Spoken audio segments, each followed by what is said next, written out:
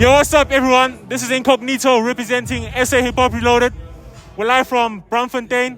Tony was hosting us for the Big Boy 2 listening session. My G, how are you doing today? Hey, I'm easy. It's crazy. Few hours. Yeah. No nerves from your end? Nah, not nervous at all. I'm actually so excited. Okay. Okay, you said you're excited. Also, I'd like to know, especially with the fact that tomorrow is a stacked release day, where you possibly be finding yourself fighting for attention with the other artists, or at least not having all the attention to yourself. How does that make you feel? It doesn't make me feel any way. Like, dog, there's not gonna be a like, dog. We're gonna see what my charts.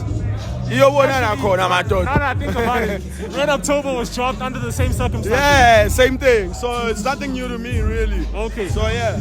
Big Boy 1 set the standard very high. Yeah. Today stands as a platinum selling project independently.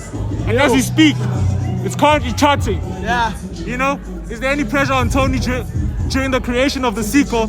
And is he getting in studio with the mindset that I have to top the first installment? Nope, it was never that. Because I was coming from an album, so that was my main, you know what I mean? Outside of anything else, that was that. There's no pressure. There's no work that I'm gonna ever feel like in computer now or whatever you mean. Okay. So yeah, that's me, yeah. Just like the first installment, the sequel is 8 tracks. What I'd like to know is how many songs is Tony recording and what's the quality control process like? And if anyone, who helps you decide what songs make it on the project? I decide what song makes it on the project. I'm making the songs. I make a bunch of songs. I'm aning. And they're great songs, but you know, there needs to be that final cut. You know what I mean? And the songs that made it are really the songs that I like. Oh, There's people who are saying otherwise. My brother, those are the songs. Trust me. One notable thing about the Big Boy series, now that we've had the pleasure to hear the sequel, is that I believe this is where you allow yourself to experiment with the music without necessarily taking into account perhaps the fluidity of the project or sticking to a core theme. Is my analysis correct? Well, yeah, basically. And now I want to know, how did you approach the sequel and how long did it take to put together? Like the songs that I made, when I was making it, it took me, like 2023, like in Gome Fana Notiliyad. There was 20 manje, I was going in and out of studio. I think I made the project for like probably 4 or 5 months, half a year, basically. Yeah. And it was just like, go to studio, and now say, I ain't care, this song's not gonna make it. Right lines, like, nah, it's not it. But yeah, baby, I think fans would be delighted to learn that WTF made the cut for Big Boy 2 after difficulties with the sample clearances. Perhaps please let us in on the experience of clearing something, because some of us are less experienced. Just in detail what you were experiencing. Yeah, basically you make the song, go in a sample, the beats, and what happens is you have to go to the people who own, or perhaps who you think own the sample, you know what I mean? And then you go to them, we are telling for clearance, they come back to you, they tell you how much they want. There could be an upfront fee, there could be a thing, we're gonna want a master or whatever, or they could want the upfront fee and the master or royalties or whatever it is. In this case, it was a thing of we thought it was owned by the Pro Kid estate, but it's from ANATII overseas. Literally, it was dropped 1980.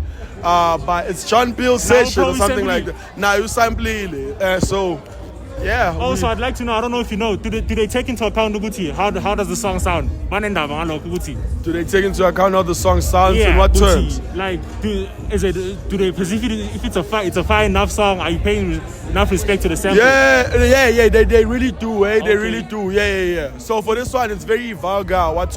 Yeah. So yeah, it was a little bit tricky there, but yeah, it was good. Okay, this is the second time you used this sample on your debut album. I think you used it on Umlazi Baby. No. I wrote with the Bro Kid beat. Okay. And then I changed the beats, obviously, because of that sample. Oh, okay. And yeah, this time is the first time I'm doing it.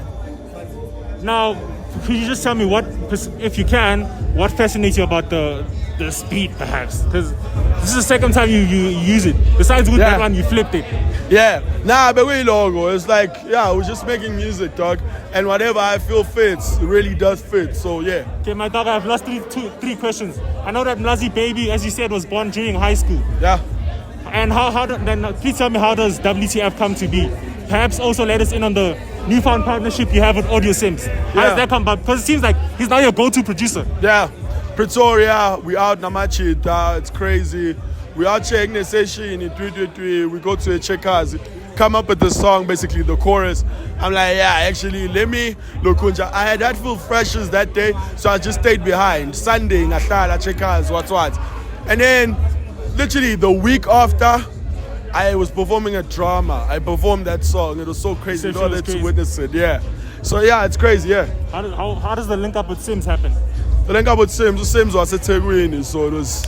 You know, what I know, but then we started working. Okay. Yeah. In closing, what's your prediction for first week numbers for Big Boy 2? First week numbers, I don't like predicting numbers. Okay. I don't like predicting numbers, but over 1 million. Okay, cool. Yo, it's a hip hop reloaded. Tony Dayimane. Big Boy 2 is out now. Go check it out. Thank you, bro.